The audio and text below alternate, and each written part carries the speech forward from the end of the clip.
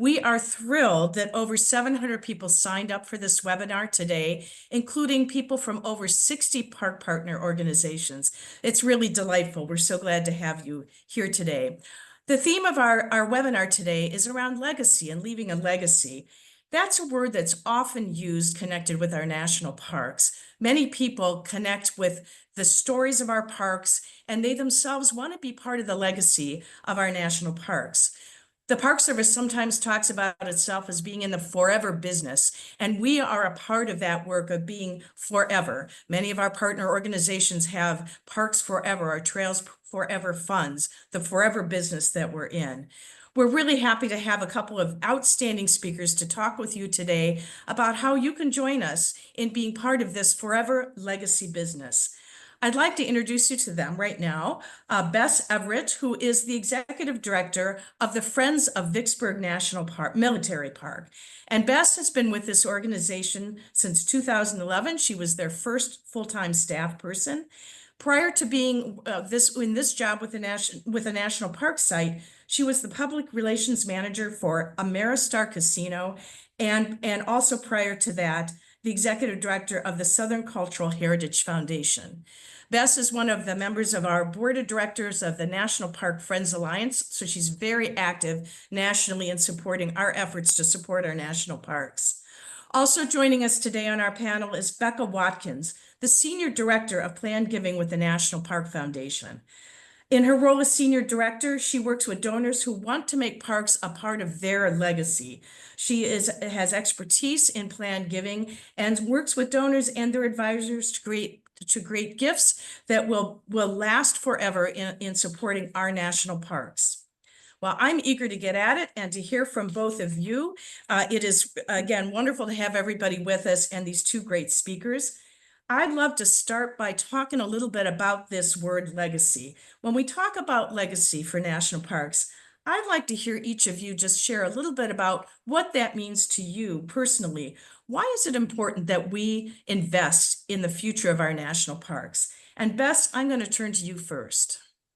Thanks, Deb, for the great welcome, and excited to be a part of this panel and talk to all of our friends out there that also love our sites and our national parks. I'm in Vicksburg, Mississippi. I'm the Friends Group for the Vicksburg National Military Park, which is hallowed ground from the American Civil War. For us, it's an important site because it was a place of national significance, but then later became a place of healing for the country. But more important than that, the legacy to me of our site and of our park is what it has meant for this region and this state and this community. The park itself and what it stands for is amazing, but as the most visited single attraction in the state of Mississippi, the legacy this park has now created is one of just, regional and state importance, where it is just critical really to the tourism industry of Mississippi. So our park has a continuing legacy to tell these amazing stories, then also to be kind of impactful in our community today. Great. Becca, you work with the entire national park system. What does the word legacy mean to you? Yeah, thanks. I'm so excited to be here and be with everyone today. As before I started with NPF, I grew up going to the parks. My family would camp in Rocky Mountain National Park every summer. Grew up not too far away from Great Smoky Mountains National Park, so I really grew up loving the parks, feeling like they were a big part of our life, our family's history, and the memories that we were making.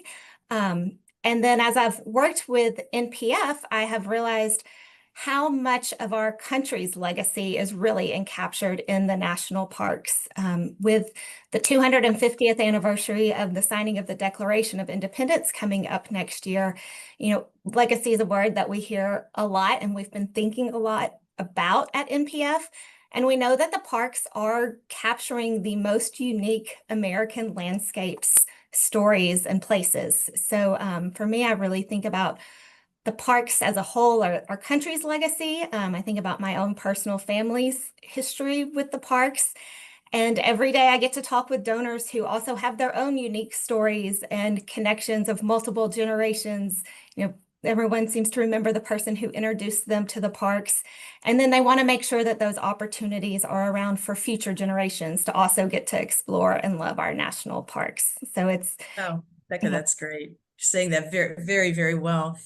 You know, when we think about legacy too, we think about those early founders of the national park movement and the conservation movement in this country. And people like John Muir, Theodore Roosevelt, Stephen Mather helped found the national park system.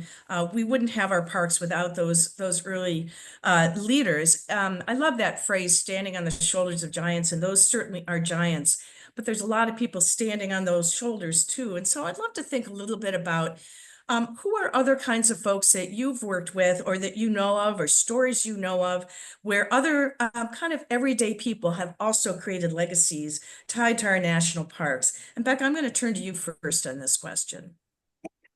Well, my previous job was in the arts, and so I think about how the arts have a legacy. And it was artists like Carlton Watkins, Thomas Moran, and Gafton Tyler Brown who really captured the spirit of the American West and captured the first images of what became the national parks. And it was their works that helped people who would never be able to go to Yosemite Valley or Yellowstone National Park see the grandeur, experience the awe and the wonder of the parks, and really get a feel for them in the first time. So, my first thought are some of the artists who helped make the parks really come alive in minds of people who never actually got to physically visit them. And then Bess, I know that you have a great story about Vicksburg.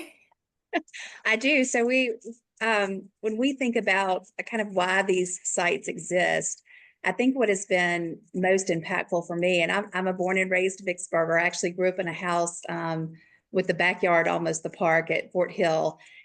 And, I just kind of took it for granted because it was always in our town and in my backyard. But once I learned more about the history of the park, what I love is that at the close of the Civil War, it was veterans that actually came together and said, these are places of national significance. These are places that need to be set aside. And the first 5 national parks were really set aside before the turn of the century. So in 1899, our park was founded really by veterans as a way of saying we need to commemorate what happened in these places so we can learn from them.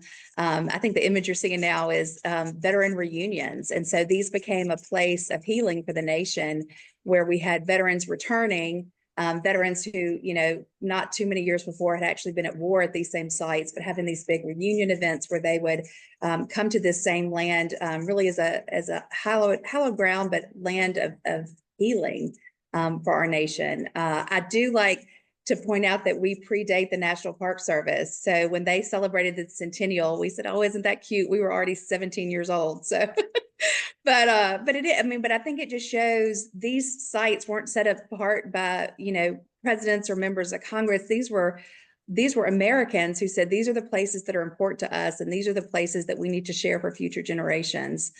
And kind of along those same lines, we're so close to Memorial Day. I have to mention, we also have a national cemetery here. And Decoration Day really predated Memorial Day. And it is where locals, especially women, would go out to these graves of soldiers and decorate them with flowers and as a day of remembrance. And for us, it was, well, I will say Columbus, Mississippi claims to be their original site, but we think Vicksburg was right there with them. So we try to co-claim that. But it's something that we'd still carry through today. This Friday, one of our biggest volunteer events is we'll have hundreds of volunteers come out and place 20,000 flags at the National Cemetery through Memorial Day weekend, because this legacy of remembering what happened here and honoring that is still alive and well today. Thanks, Bess. I also love to think in our park, which is a newer park. We're celebrating our 50th anniversary. It was women who led bus tours through our park that helped our land be protected. Women from local garden clubs led bus tours to really interesting parts of nature in this fairly urbanized area between Cleveland and Akron. These were everyday people who just loved nature and wanted to see it protected. It's really interesting to hear these stories of different ways that legacies were created. I'd love to have you also share some specific stories when we think about how people make a difference even today. How are legacies continuing to be created in our national parks? Becca, some stories from you? Yes. So, one that I like to share, there's a park in Colorado, excuse me, called Fluorescent Fossil Beds National Monument. And that is a really amazing site where there were 3 women, 2 scientists, and one woman who was just really passionate, who literally organized groups of everyday people to come and sit in front of bulldozers to keep this site, which is a gemstone for fossils, really a unique, very unique geological site. These people came together, literally sat down in front of the bulldozers to save this site from being developed. And it ended up becoming a national park site. I have also, while at NPF, gotten to work with the Friends of Fluorescent Fossil Beds, with a donor that was who was connected to these women who wanted to create a gift in his estate plan to create an endowment to support the park in honor of these women. So that's one story that comes to mind off the top of first. Another story about everyday people making an impact in the parks. I live in North Carolina, so every year around this time of year, there's a lot of buzz about the synchronous fireflies in Great Smoky Mountains National Park. That is the largest event at the most populated or most visited national park site. And it was actually because of a woman who had longtime family connections to the Elkmont area of the Great Smokies National Park, Lynn Frierson Faust.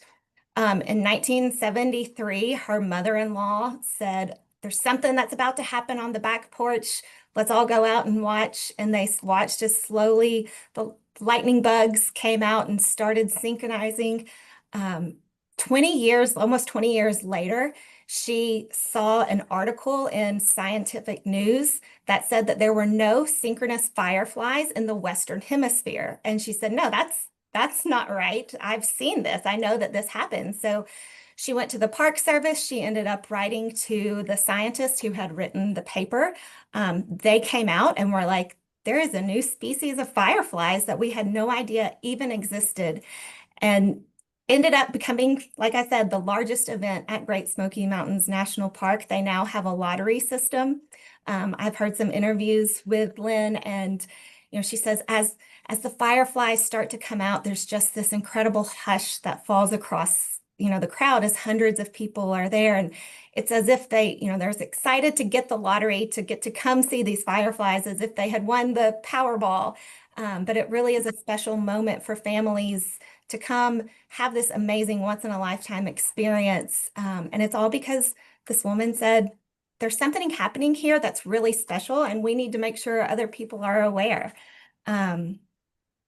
Another story, sorry, I've got so many stories. I could go on, but another one that I'd like to talk about is also at Grand Teton National Park. The National Park Foundation worked with the Grand Teton National Park Foundation, very similar names, to actually be able to purchase 2 different tracts of land. In 2016, Antelope Flats, and just this past year, the Kelly parcel. These are both 2 tracts of land within the boundaries of the national park that had been owned by the state, and the state was needing to sell them and gave the parks the first right to purchase them. So the National Park Foundation and the Grand Teton National Park Foundation were able to work with donors. Some of them were very generous donors who were able to make major gifts. And with Antelope Flats, there were actually donors to NPF who gave smaller amounts, but they were able to contribute and help collectively in a very relatively short amount of time raise the tens of millions of dollars that were needed for these 2 different projects. And so these donors are able to say, "I actually was able to be part of expanding the boundaries of these parks and preserving these really important spaces for migration, for wildlife, and keep the beautiful views and keep the parks, as nature had created them." Becca, those are all really wonderful stories. And part of what I really appreciate, each one of those talks about different ways that people can intersect with parks. people really matter and make a difference in our national parks. So by volunteering, by researching, by assisting your local national park through their volunteer program, you really can make a huge difference in the park. Another way is through financial contributions, which you've pointed to, Becca, as well. And supporting the National Park Foundation supports the entire national park system. Being a member of a local friends group makes a huge difference in that specific park. And I really believe all of us should do both. We love all of the national parks, and we love our local friends group and the work that they do as well. I wonder, Bess, if you could give us some stories about how volunteers and donors have made a difference in your park. Why does giving matter for your park? Right. Well, and we have some key individuals that have made a real difference in our park. One is Ed Bars, who was actually the chief historian for the National Park Service at the end of his career. People don't really know, but he started his career in Vicksburg, and he was just kind of an ordinary park ranger, but he had a vision for doing more research at our site and more work that he could do. And he actually found the USS Cairo, which was buried in the Yazoo River, with a few friends, literally on a rowboat with a compass, and wanted to work to raise funds. Oh, there he is. Work to raise funds to lift it out of the river and have it on display in the park. Went to a couple of kind of usual suspects, didn't get enough money. He actually went, this was the late 50s, went on the game show, the $64,000 challenge, and won it, and then spent that money, not on himself, like maybe a lot of us would, but on the restoration efforts of raising this battleship. He also did amazing work on kind of Grant's approach to Vicksburg and outlined these outlying battlefields as places where really significant work happened to really make Vicksburg one of the turning points of the Civil War. And it was because of that work, fast forward 50 years later, that our boundary was expanded in 2014 to include Champion Hill, which is kind of a key area he was an advocate for. So you talk about one person whose work just had this ripple effect, and it really powerful. And then in more recent times, we kind of have our entire organization is really in thanks to a supporter who loved our park and loved our mission, but we did not have a friends group. And so it's a man named John Now. He's also on the National Park Foundation Board of Directors, but he came to the superintendent and he said, this park needs a friends group. For us to keep do more and enhance the visitor experience, I'll be on the first board if you find me a board. And that was 18 years ago. And I was hired at the 15 years ago when they hired the first staff. And it's just been, when you think how one person's vision can have just this ripple effect of impact, it's just really, it's tremendous.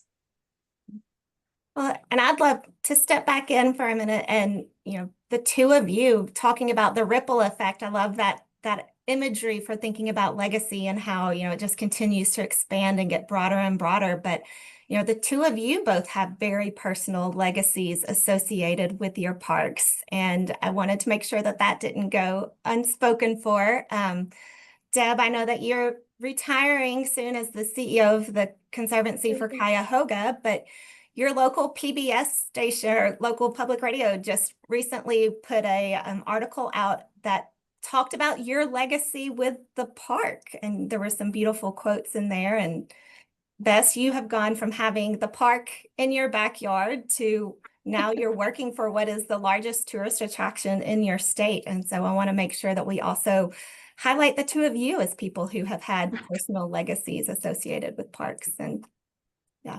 Thanks. Thank you, Becca. That's kind of you. I am nearing, I'm 6 weeks away from retirement. And, I keep thinking, and I share with other people as I have reflected, this opportunity to make a difference in a national park. Not everybody gets that opportunity. It's an honor and a privilege. And I'm really humbled by this opportunity. I'm also, feel that it's being part of a community of people that care about national parks. That includes National Park Service staff, leaders of the National Park Service. It includes our friends groups, our members, our donors, our supporters, members of our board. What a wonderful community and a national community that we're really a part of, that we get to have an impact. I've been especially reflecting lately on one gift we received a couple of years ago from a gentleman who had just loved the main trail in our park, our towpath trail, rode his bike on it regularly with his wife. And when he passed away, he left a very significant gift to the Conservancy to maintain that trail. And as a result of that, we've hired a trail crew specifically to work on that trail, which is our most popular trail in the national park. So I think about Bess and I have had a great chance in our lives to give our time and our professional career, but all those folks out there, out of the goodness of their heart, that financially support us and make such a difference in our park for the sake of the visitors that come to our park. So for me, that's it's a real gift. Well, and Deb, I can, No, I'm sorry. please, Bess, jump in, please. No, I was just please. going to jump in and share a couple of those transformative gifts that we've Great. had. One was, it was actually a legacy gift that we didn't know we were going to receive. It was the first one we ever received. And it actually came right at the beginning of COVID. And we were really at a point in our organization where we really didn't know what our future was going to be. And we were very concerned about closures. And that's where we find our donors and accept donations. And it just came at a pivotal time that allowed our organization to kind of refocus and have some capacity growth so that we'd be better ready to serve kind of our park in the future. And then a second, which is a favorite story, is a legacy gift. Again, we did not know we were going to receive until the estate attorney called us. And so it was a very pleasant surprise. I will say neither of these gifts were just exorbitant, but they were very impactful for us. And in deciding how to spend this, the park had just kind of come to us with this idea of a new residential volunteer program. And we really didn't have that in our plan or how we would pay for that. But when this gift came in, this donor had been an active volunteer, and we just knew it was meant to be. And so we were really able to start an entire program where residential volunteers could stay in our park in the off season when we didn't have our seasonals and we needed that extra help. And that was all made possible through these legacy gifts that were just at crucial times for our growth and development, and really impactful for our park and our organization. Thanks, Bess. I'm glad you jumped in and shared. Those are really, really great stories. Thank you so much. And really, Becca, I'm going to turn it back to you because you're the expert on this. Bess and I both work as fundraisers and support our park, but we do lots of other things as executive directors. You really are a pro at this. And Becca, when we think about legacy gifts, how do they work? How does it happen? If somebody is part of this webinar says, I really want to do something to support my park or the entire national park system, what do they do? Yeah, great question. Well, first, I'd like to say that part of what I love so much about this job and what about legacy giving is that frequently people are able to do so much more than they ever imagined possible. We had a gift a couple of years ago from a woman who was a teacher for her entire life, and my mother was a teacher. And if you ever told my mom that you could give almost $1 million gift to the parks, I don't think my mom would have believed you, but this woman loved the parks, made an unrestricted gift through her estate, and the gift was unrestricted, so we can't say that it directly went to this, but the timing of it, again, Bess, was when we had our board had just voted to help purchase the Blackwell School in Marfa, Texas, which was a school that during the Jim Crow area served the Mexican students in the area, the Hispanic students in the area. And so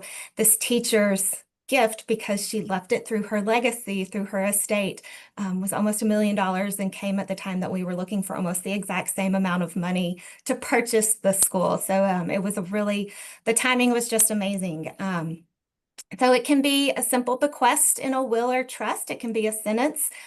We actually encourage people to think about a percentage, even a modest percentage of your estate or the remainder of your estate.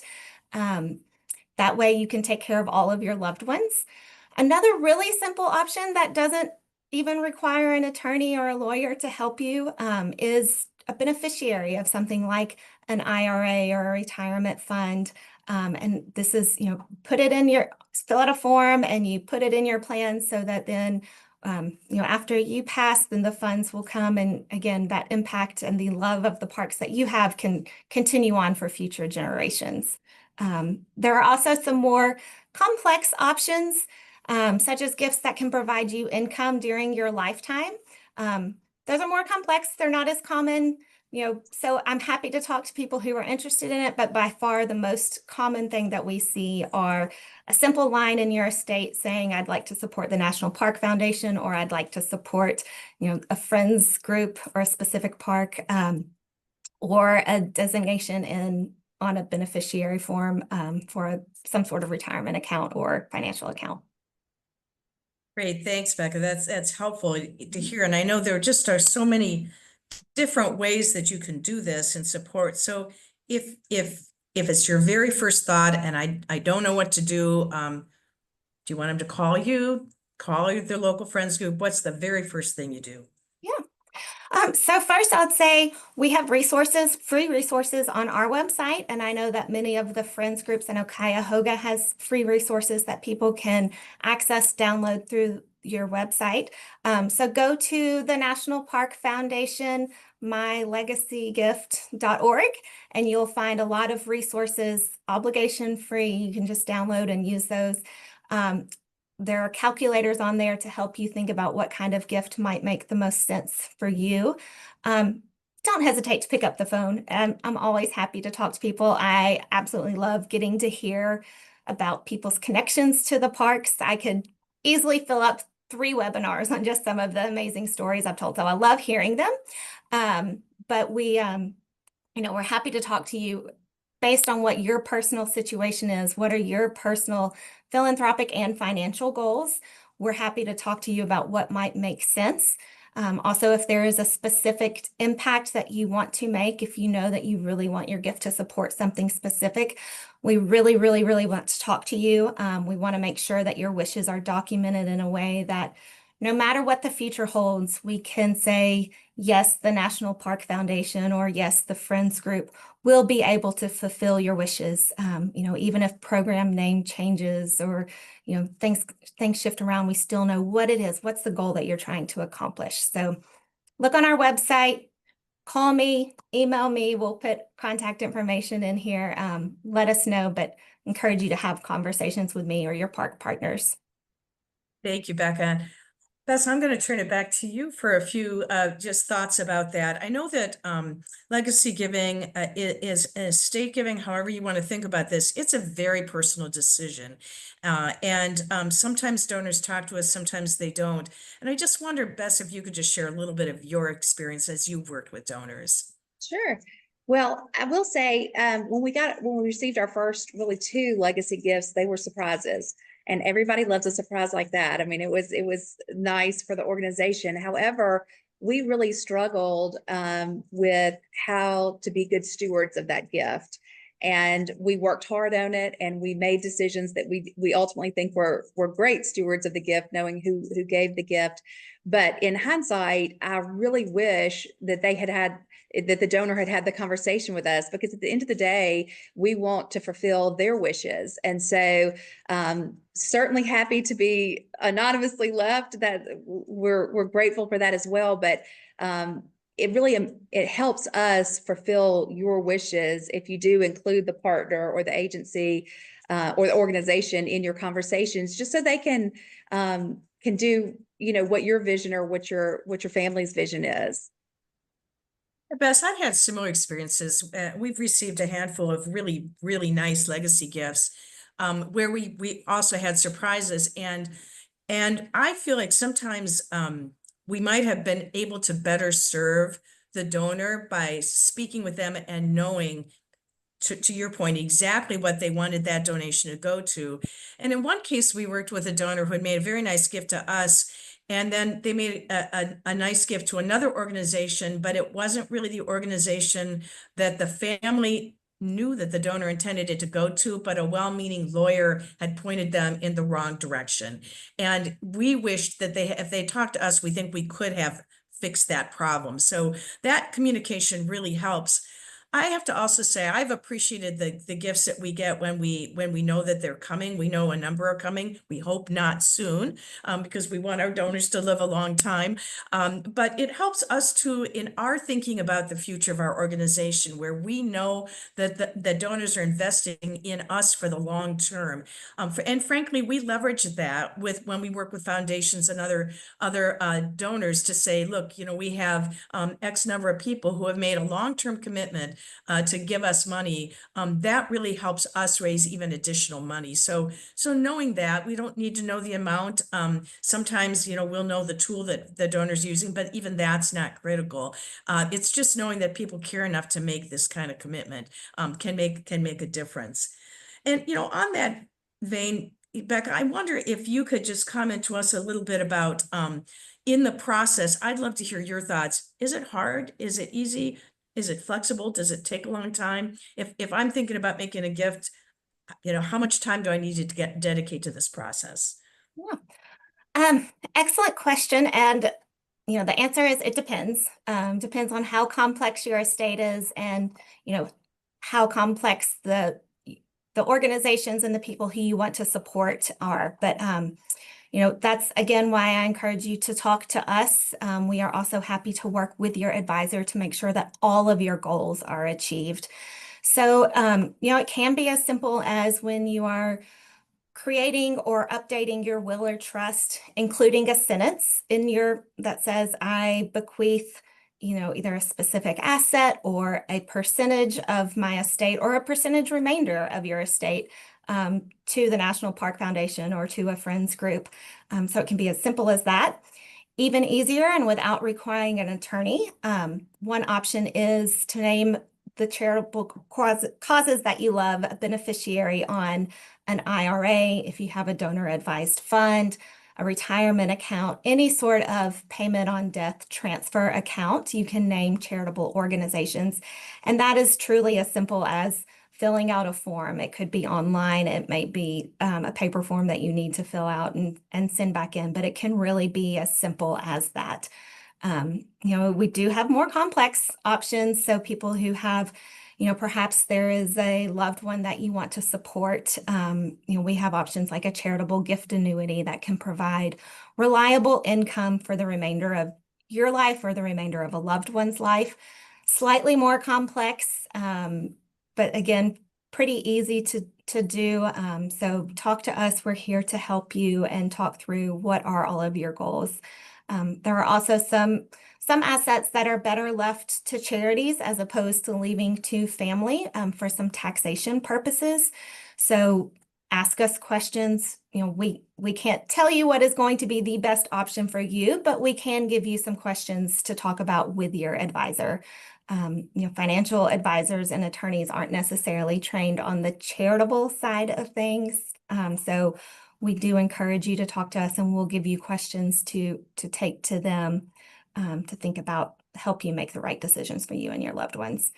And we also strongly recommend that you consider a modest percentage as opposed to stating a set amount. So instead of saying $10,000 or $100,000, you can do a percentage, and that way you can truly make sure that all of your loved ones are cared for and all of the causes that you care about will receive support long into the future, far into the future, no matter what happens. And that still gives you control of your assets for whatever needs you might have.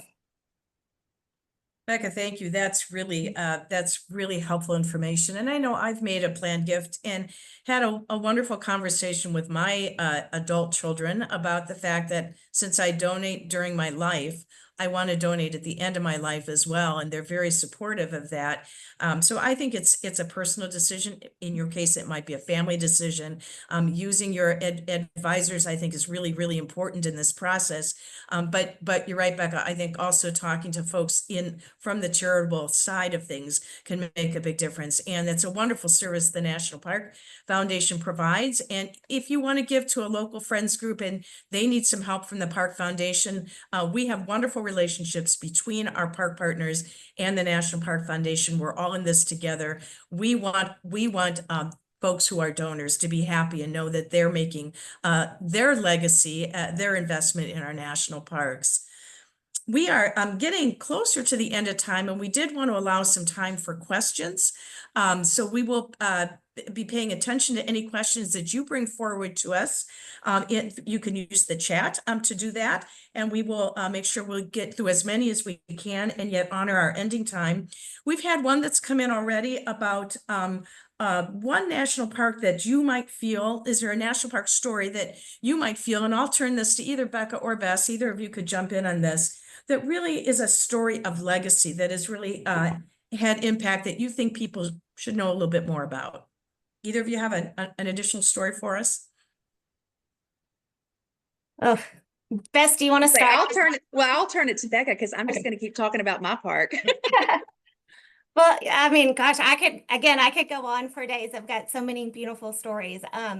You know, one story that we just were actually reporting back to the family on, there were two sisters who traveled to national parks. They also love to ride their bikes. One of the sisters passed away a couple of years ago and had left some stock to NPF. And they really wanted the gift to support one of the parks that they had visited, and that had meant a lot to them. And so working with the sister, we ended up deciding that the gift should go to the C&O Canal to help repair some of the bike paths, some of the trails that are used for walkers, runners, strollers, bikes. And so this gift went to that park, and they were able to repave some of the roads, do some work and some cleanup along the sides of them. And, you know, now it's an even more enjoyable experience for people who want to spend time with their family, spend time with their loved ones there. And it was a relatively simple gift, and it through her estate that she was able to make. And now the sister is able to go and physically see the impact of what her sister's gift had done, and know that other generations, hundreds of thousands of people are going to be able to have a better experience in the park because of that incredible gift that her sister made. Yeah, that's a great story, Becca. I love that. So very heartwarming. Thank you for sharing that. We've had a question posed about a slide about a park in Colorado. Is that a story, Becca, you could tell? Yes, I'm happy to share that one. So that's another story about a national park that was actually created because of everyday people. So Amachi National Monument, National Historic Site, is in a pretty remote area of Colorado. This is a site that during World War II was an incarceration camp for about 10,000 people, most of them Japanese American, people who were held from 1942 until 1945. In this site, they'd been taken from their homes and were held here. One of the darker sides of our American history, but an important story to tell.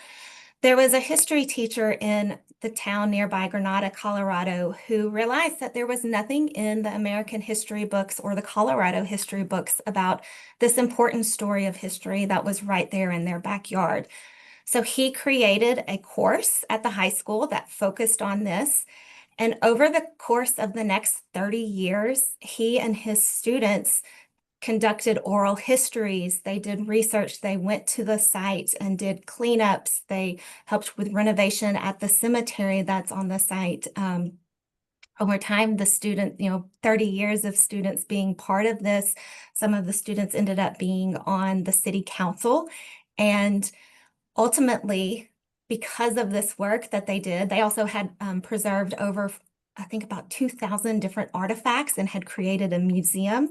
And because he had inspired these students, they had made the effort to preserve them.